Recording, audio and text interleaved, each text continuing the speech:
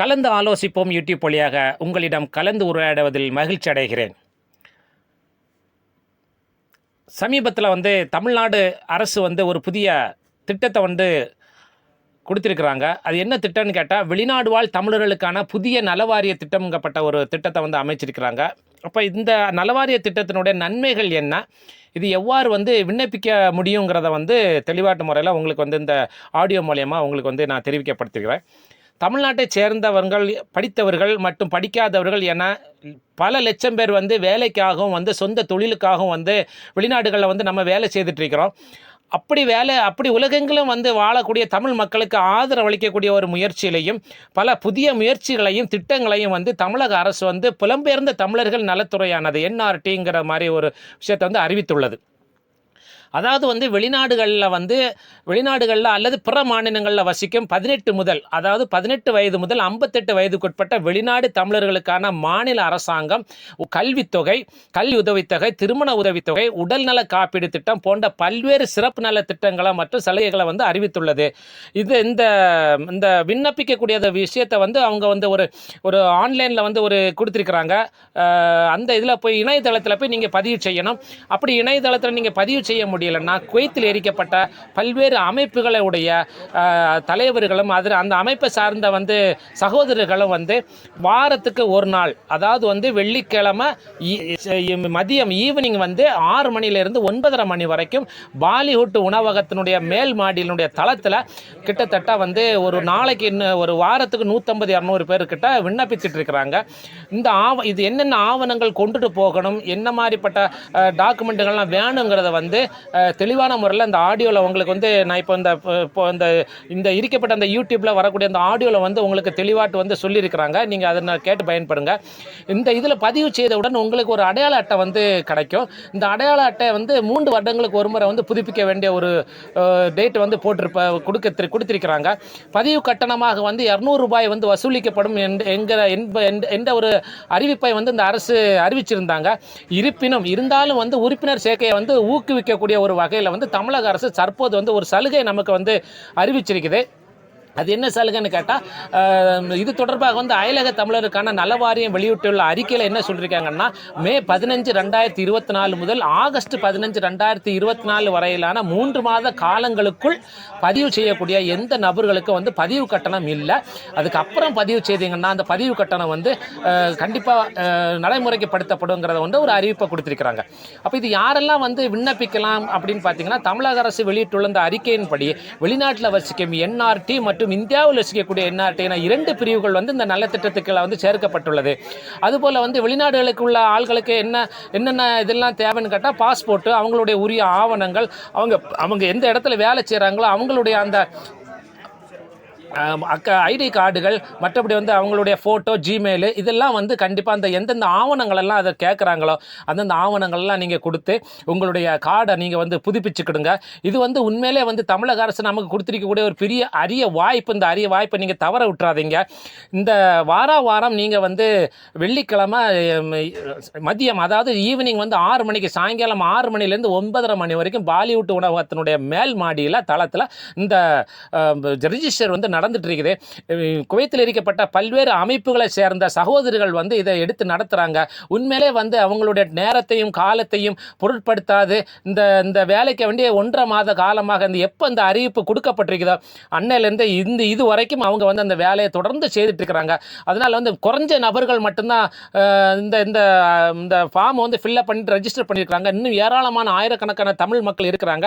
அவங்களுக்கு இந்த செய்தி போய் சென்றடையணும். அதனால் யாரெல்லாம் இந்த யூடியூப்பை சப்ஸ்கிரைப் பண்ணலையோ சப்ஸ்கிரைப் பண்ணுங்கள், லைக் பண்ணுங்கள், ஷேர் பண்ணுங்கள். உங்களுடைய நண்பர்களுக்கு இதை எடுத்து சொல்லி அவங்களே நீங்கள் கண்டிப்பாக இந்த வெளிநாடு வாழ் தமிழர்களுக்கான புதிய நலவாரிய திட்டத்தில் நீங்கள் இணைந்து கொள்ளணும். அதனுடைய நன்மைகளை உங்களுக்கு கிடைக்கணுங்கப்பட்ட ஒரு ஆக்கப்பூர்வமான விஷயத்தை நான் சொல்லிக்கிறேன்.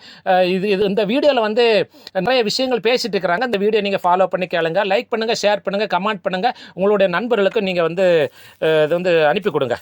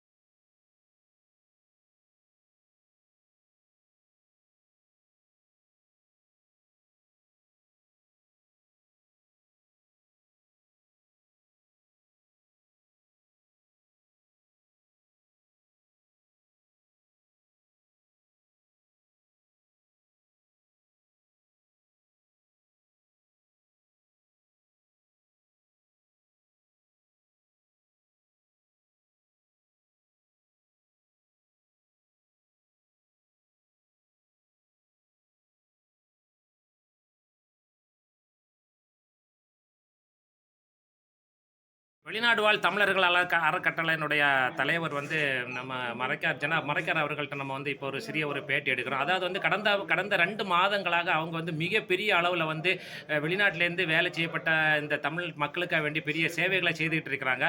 அந்த சேவையின் பொதுவாக நம்ம தமிழ்நாடு கவர்மெண்ட் வந்து இப்போ வந்து வெளிநாட்டில் வேலை செய்யப்பட்ட அந்த மக்களுக்காக வேண்டி ஒரு காப்பீடு திட்டம் ஒன்றும் அறிமுகப்படுத்தி கொடுத்துருக்குது.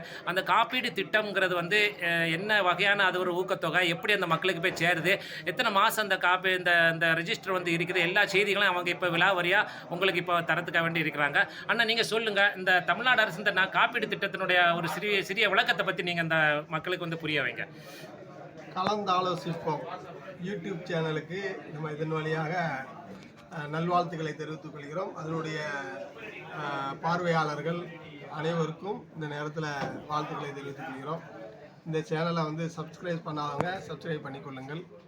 முக்கியமான தகவல் என்ன கேட்டிருக்கிறாங்கன்னா, தமிழ்நாடு அரசு வந்து வெளிநாட்டில் பணியாற்றக்கூடிய தமிழர்களுக்கு அடையாள அட்டை வழங்கப்படுகிறது. அதனுடைய நோக்கம் என்ன, அதனுடைய பின்னணி என்ன என்று கேட்டிருக்கிறாங்க.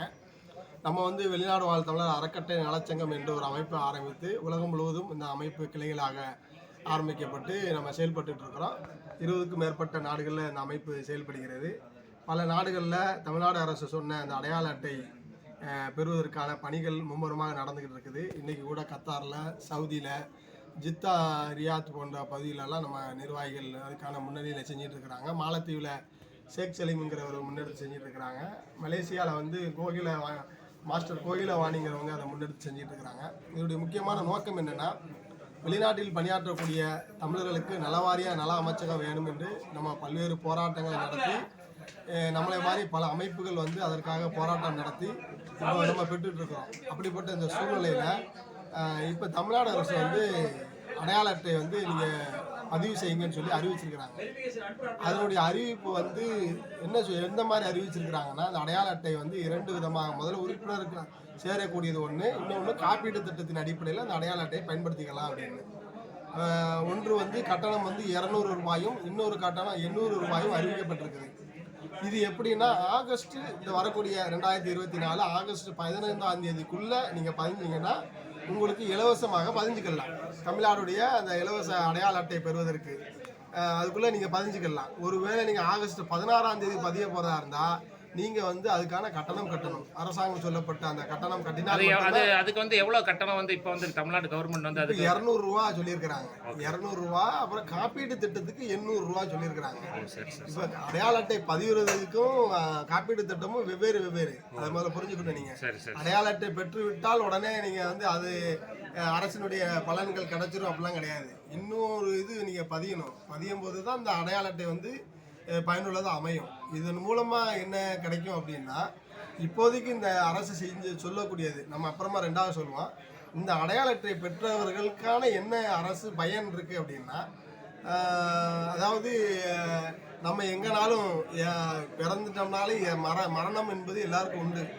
விபத்தில் நம்ம இறந்துட்டோம் அப்படின்னா, விபத்தில் இறந்தவங்களுக்காக தமிழ்நாடு அரசு வந்து 10 லட்சம் ரூபா அந்த குடும்பத்திற்கு நிவாரண உதவியாக வழங்கப்படுது. அப்போ அந்த குடும்பத்தில் வந்து குழந்தைகள் இருந்தாங்கன்னா அவங்களுக்கு வந்து கல்விக்கான உதவிகள் செய்யுது. பெண் குழந்தை இருந்ததுன்னா, 2 குழந்தை இருக்கணும். ரெண்டு பெண் குழந்தை இருந்ததுன்னா, ஒரு பெண் குழந்தை இருந்தாலும் செய்கிறாங்க. குறிப்பிட்ட லெவலில் 2 பெண் குழந்தை இருந்தால் அதற்கான திருமண உதவி செய்கிறாங்க. சிறிய தொகையாக இருக்குது. வரக்கூடிய காலங்களில் அரசாங்கம் அதை அதிகமாக உயர்த்தி தரணும்னு கேட்டிருக்கிறோம். இது போன்ற அந்த நலத்திட்டங்கள் கிடைக்குங்கிற அடிப்படையில் இந்த அடையாள அட்டை இப்பொழுது உருவாக்கப்பட்டிருக்குது. ஆமாம், அதனால் வெளிநாட்டில் பணியாற்றக்கூடிய அனைத்து தமிழர்களும் இந்த அடையாள அட்டையை பெற்றுக்கொள்ளுங்கள்.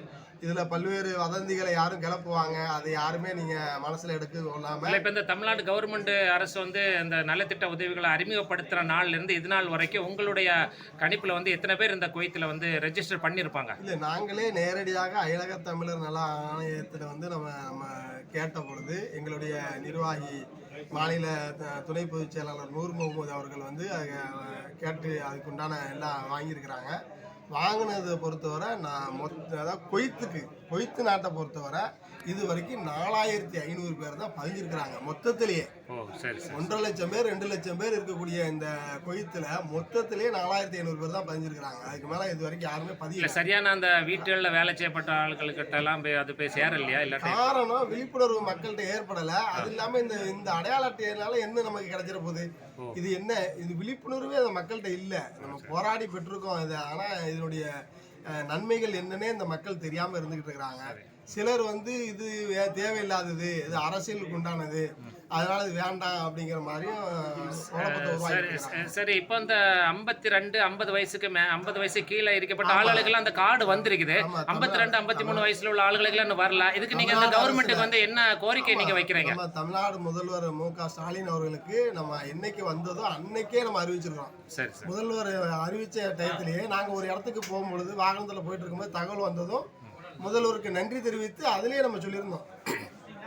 அதாவது இந்தியாவில் பொறுத்தவரை அரசாங்க வேலைக்கு 60 வயது சொல்லப்படுது. வெளிநாட்டில் வேலை பார்க்கக்கூடிய மக்கள் வந்து 55 வயசுன்னு சொல்லப்பட்டிருக்கு. அப்படிப்பட்ட சூழ்நிலையில் இங்கே நிறைய பேர் அதனால் பாதிக்கப்படுறாங்க. நிறைய இப்போ பார்க்குறீங்க, இந்த பதிவுகளில் பார்க்குறீங்க, மக்கள் வந்து 54 வயசுக்கு அப்புறம் ரிஜெக்ட்னு வந்துடுது, இப்போ நாங்கள் என்ன சார் செய்ய அப்படின்னு கேட்குறாங்க. இது 1-2 பேர் கேட்கல, ஆயிரக்கணக்கான மக்கள் அதனுடைய பாதிப்பில் இருக்குது. அப்போ அரசாங்கம் என்ன செய்யணும்னா, இந்த தமிழர்கள் நலன் காக்க தானே இந்த அடையாளட்டை, அப்போ இந்த தமிழர்கள் நலன் காப்பதற்காக 60 வயசா மாற்றுங்க.